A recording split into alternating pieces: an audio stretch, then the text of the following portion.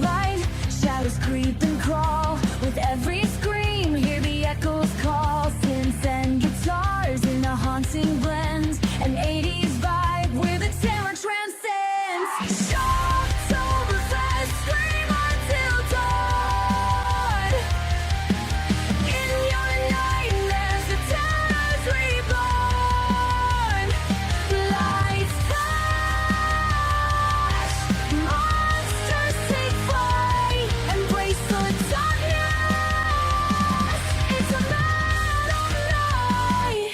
Hello again, everybody. Wildman Wes here, and welcome to day 24 of Shocktoberfest 80s Rewind.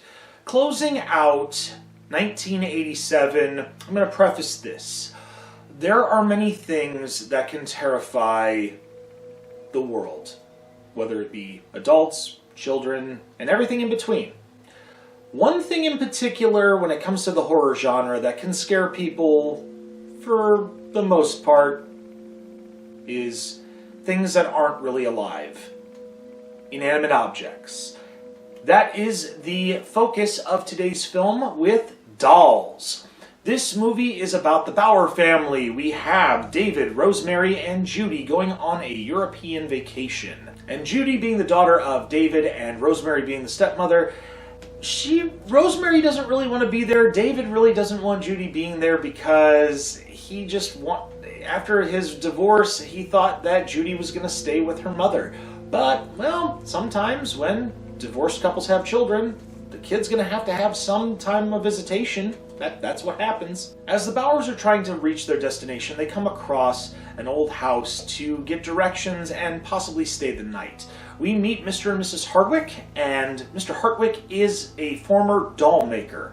And while they're sitting around having some dinner, we also get some more people coming to visit because they're looking for directions as well. We have a man named Ralph with two girls that are of the, I would say, Europunk scene at the time for the 80s.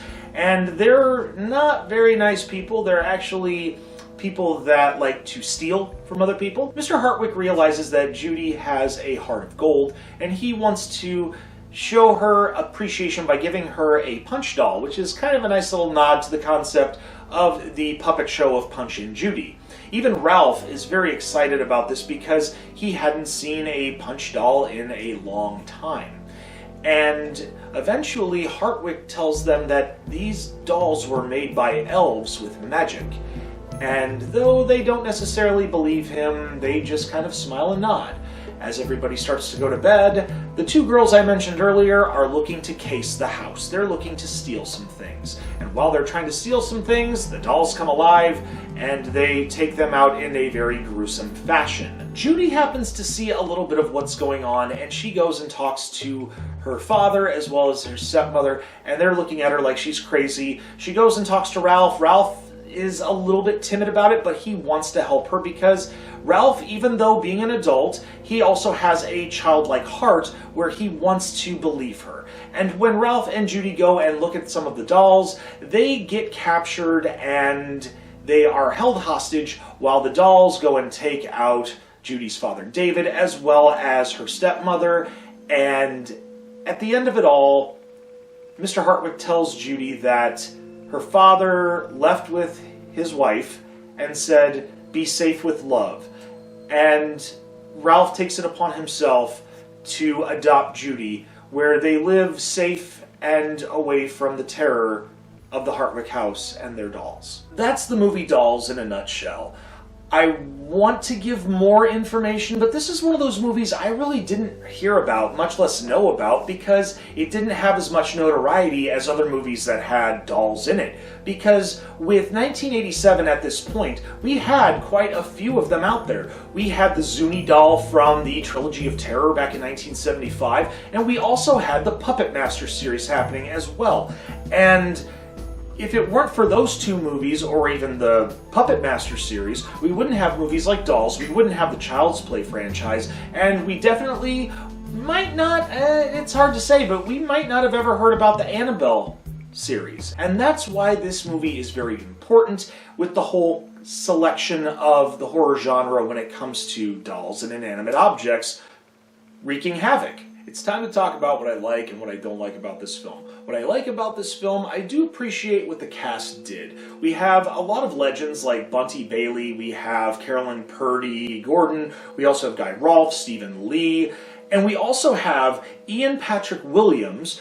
For those of you that are big Nightmare on Elm Street fans, he played Lieutenant Blocker in the first episode of Freddy's Nightmares, where it was No More Mr. Nice Guy, the origin story of Freddy Krueger. And I found that very funny because Ian Patrick Williams does a lot of humorous roles. And when it comes to horror, he doesn't hold back with the comedy either. Another thing that I'm a big fan of this is the special effects were done by the late, great John Carl Buechler. He was responsible for a lot of special effects as well as directing movies like Prison, also Friday the 13th Part 7, and also doing some special effects work for the Nightmare on Elm Street series. And he does quite a great job at not necessarily going over the top with the special effects and the gore factor, but also the psychological horror with the special effects with the dolls. Because when you're dealing with special effects with animatronics or even inanimate objects, it can either go very impressive or very hokey. And in 1987, it was a coin toss. And in this situation, the coin toss, it landed in a positive direction. The only drawback that I have for this film, it's not necessarily pacing, it's the order of scenes.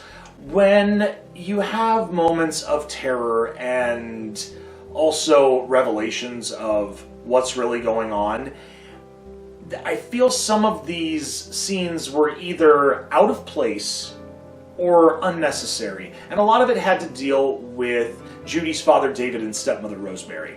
Because yes, we are having to establish the mood and the plot, but it felt like those scenes they drug on too long, or some of them were a little unnecessary. Now, one of them, when David realizes that Rosemary has been taken out by the dolls, yes, absolutely necessary. When it comes to them just having a little conversation where he's in the mood and wants to do something and she blows him off, yeah, it's some comedic nature, sure, but at the same time, it drug out for an extra minute that extra minute wasn't necessary. Alright, time to grade this film.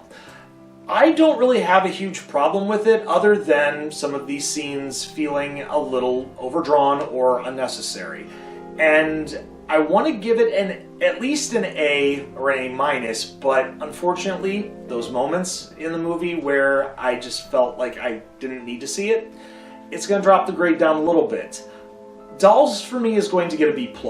It is definitely rewatchable, and it definitely has a fun, lighthearted message in the midst of all this horror and chaos. And I recommend it to anybody, especially if they're a big fan of movies like the Trilogy of Terror, Puppet Master series, Child's Play series, or even the Annabelle series to present day. I definitely recommend it. Other than that, we hope you enjoyed this review. If you've seen this movie and you agree with me, leave a thumbs up, and if not, we do have that comment section below. If there's scenes that you like that I didn't care for, yeah, drop that comment in there. I'd like to see, because I want to see if there's something I might have missed. If there was something that was really involved in the plot that was necessary, because that's important to me as a film critic. Also, make sure you share on social media, but most importantly, you push that subscribe button and ring the bell for instant updates. Until then, I'm Wildman Wes, and we will see you tomorrow for day 25 of Shocktoberfest 80s Rewind, where we move on to the year 1988. Take care, and as always, stay scared, kiddies.